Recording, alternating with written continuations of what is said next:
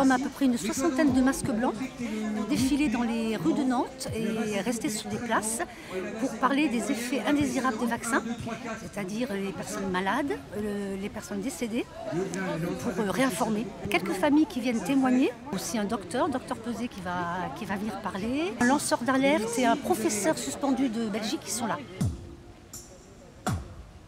Le deuxième geste, c'est le même, c'est pour lancer les tambours et au premier boum des tambours, c'est pied droit. Attention. 3.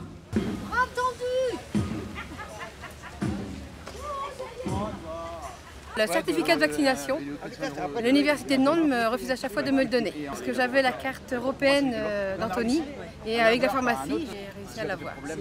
Et là, j'ai vu le numéro du lot. C'est le lot ABV 5300 et vous verrez que ce lot-là a été interdit. Ils l'ont refusé en Autriche le 8 mars parce qu'il y avait déjà des effets secondaires. Le 11 mars, il a été refusé par la Lituanie, la Lettonie, tous les pays de l'Est l'ont refusé. Même l'Italie l'a refusé, sauf la France, l'Angleterre et l'Allemagne. Élodie, AVC le 13 février, décédée le 24 février. Cause du décès inconnue. Des recherches ont été effectuées. À la dissection, négatif. Effet lié à la pilule, négatif. Recherche de malformation, négatif. Recherche de problèmes cardiaques, négatif. Recherche en lien avec les 2 doses d'injection. Recherche refusée. On parle de choix libre et éclairé. Elle ne voulait pas se faire injecter.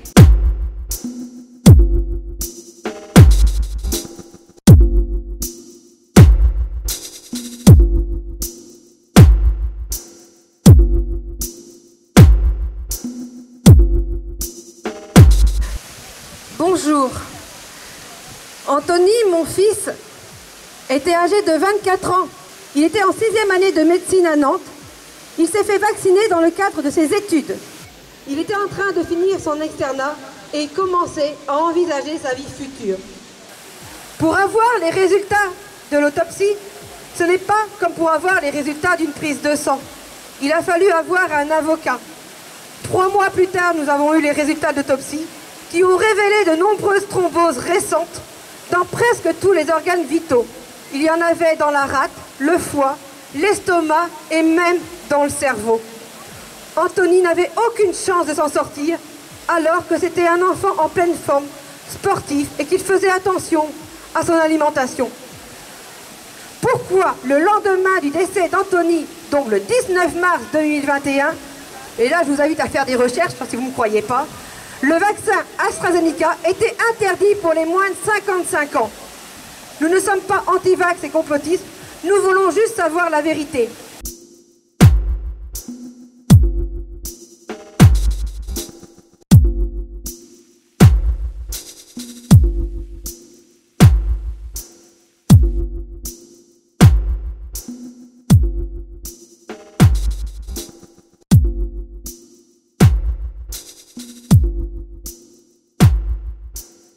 Plusieurs procédures juridiques sont en cours.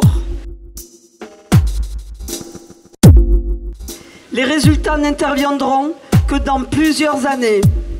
Il faut être patient, mais nous savons déjà ce qui a tué nos enfants.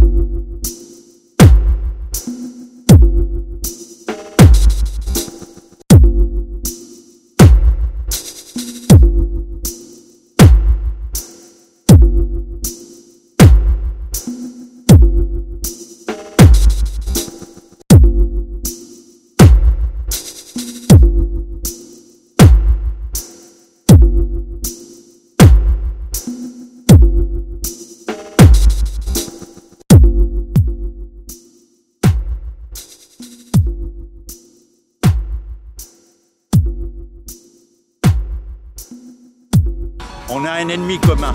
C'est Macron et toute sa bande. Hein. Et cet ennemi commun, quelles que soient nos idées, il faut qu'on se rassemble. La manifestation des masques blancs, pour moi, elle a un intérêt, et je l'ai entendu dans le public tout à l'heure, parce que j'étais mélangé au public, c'est impressionnant. On ne peut pas rester neutre, on ne peut pas rester sans sentiment, ça remue le cœur.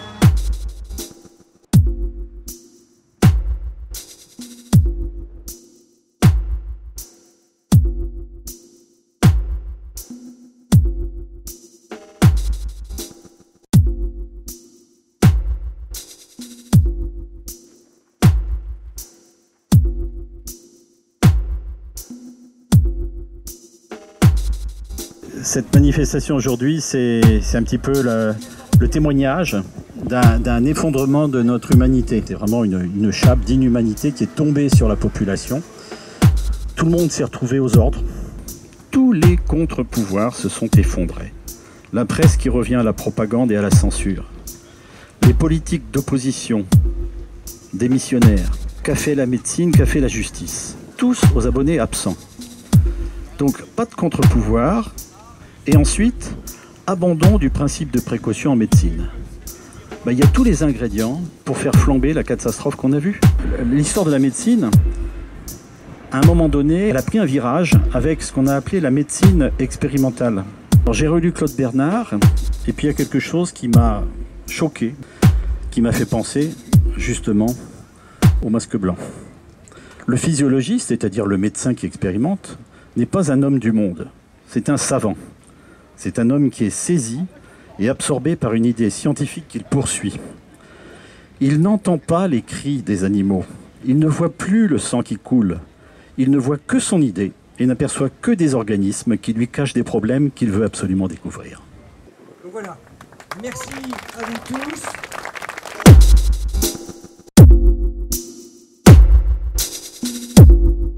J'ai 57 ans. J'enseigne depuis l'âge de 21 ans. Pour moi, c'était le plus beau métier au monde. Depuis le 9 juin de cette année, je suis, alors là, c'est une astuce juridique belge, je suis démissionné d'office. Je suis le seul professeur belge qui a été viré de sa place parce qu'il a refusé d'obéir aux ordres. Je suis un prof complotiste. Bah oui, maintenant, c'est le terme, voilà. Je suis proche de partis politiques d'extrême droite. Bien entendu. Je n'ai pas respecté le droit de réserve des enseignants. Donc moi, on me reprochait d'avoir alerté mes élèves en répondant à leurs questions concernant le vaccin, le port du masque. Alors là, je ne respectais pas mon droit de réserve. Par contre, mes collègues qui poussaient les élèves à faire la vaccination, soi-disant pour pouvoir faire leur stage et que leur année soit validée, ça c'est bizarre, c'est pas le droit de réserve. Et je vais monter d'un cran maintenant. Je m'en fous si jamais je suis cité, parce qu'ils ne pourront pas me virer 2 fois. La ministre de l'Éducation dont je dépendais, Madame Caroline Désir, elle avait envoyé une circulaire dans tous les collèges et lycées de Belgique dont elle était la chef, une circulaire disant « Les écoles doivent devenir des centres de vaccination pour que les jeunes enrayent la prolifération du virus. » Ça, c'est pas un droit de réserve, ça, dans une école. Voilà où on en était en Belgique. Et la décision qu'ils ont prise contre moi, pour moi, c'est une médaille d'honneur. T'es droit dans tes bottes, on le sent. Merci. Merci pour cette force.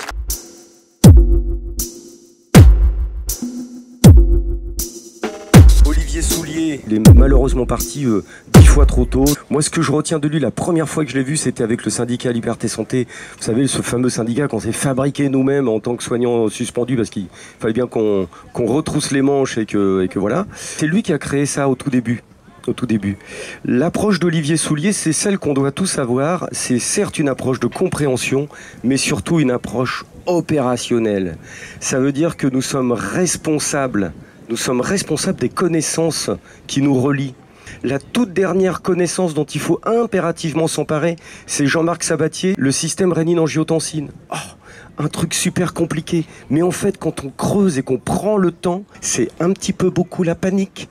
Quand les gens commencent à comprendre comment fonctionne le thermostat du corps, le SRA, le système rénine-angiotensine, et quand les gens comprennent comment techniquement la protéine spike a un effet particulièrement toxique.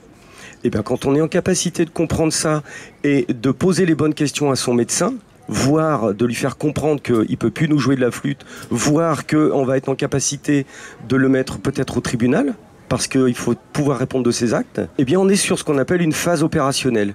Et là vous êtes dans du Olivier Soulier. Olivier Soulier, c'est quelqu'un qui retroussait ses manches, qui avançait, qui partageait. On pense à lui et on va continuer à travailler également par rapport à son approche opérationnelle des choses.